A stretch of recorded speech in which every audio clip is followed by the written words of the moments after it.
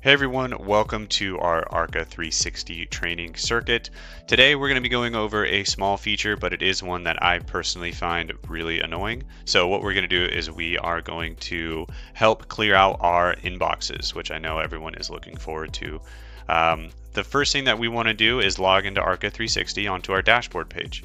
We're going to see this little bell up at the top here. We're going to click that bell. It's going to show us our notifications. So rather than getting all of your notifications emailed to you every time someone sneezes, you're going to be able to turn those off and only see the stuff that's relevant or important to you. So you saw there I clicked in blue, it said see all, and then we go down here to our notification settings.